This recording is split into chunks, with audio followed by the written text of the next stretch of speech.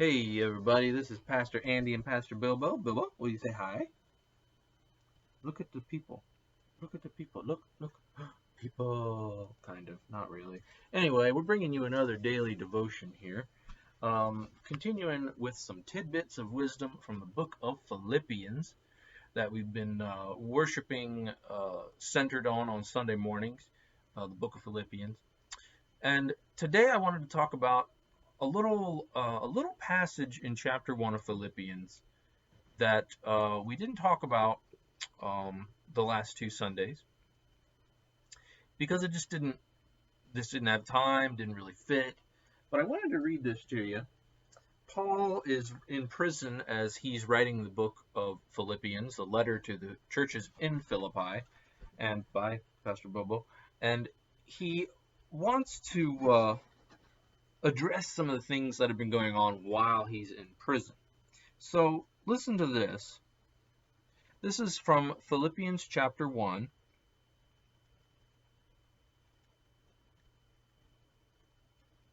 Starting with verse 15.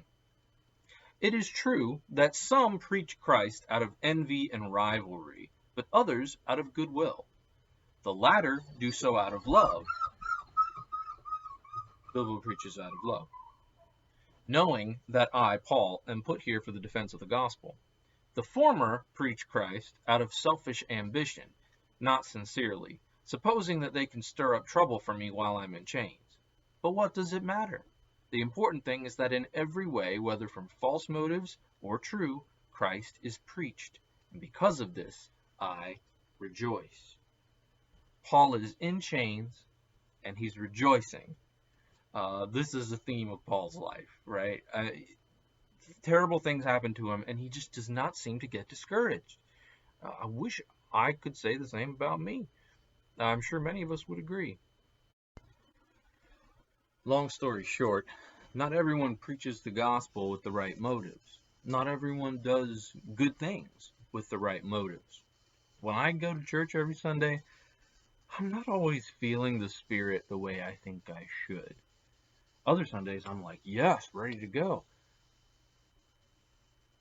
But Paul's words here give me comfort.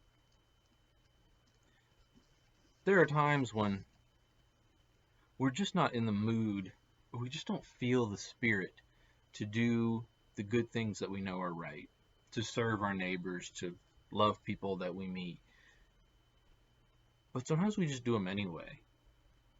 And Paul says, whether from false motives or true and good, at least the good things are getting done.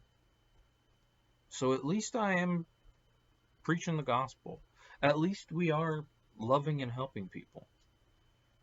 Paul says that some are motivated by envy and rivalry, right? So there's the comparison game that we play sometimes. We want to be as good as the other person.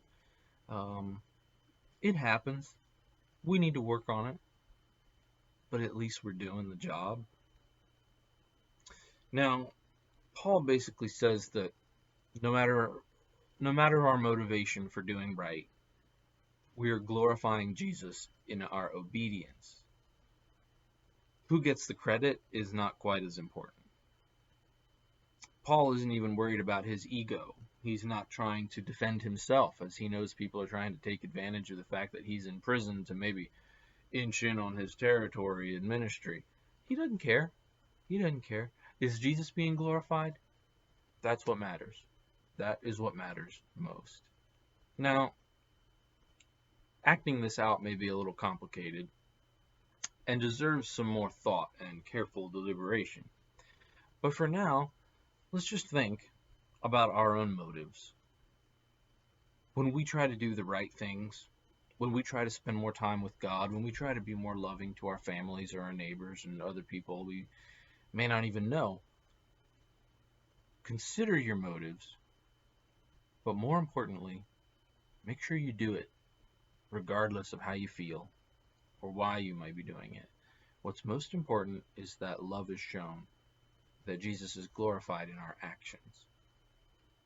And then we'll work on our motives as we go. So I hope that all made sense. And I'll be back with another tidbit of wisdom from Philippians in a few days.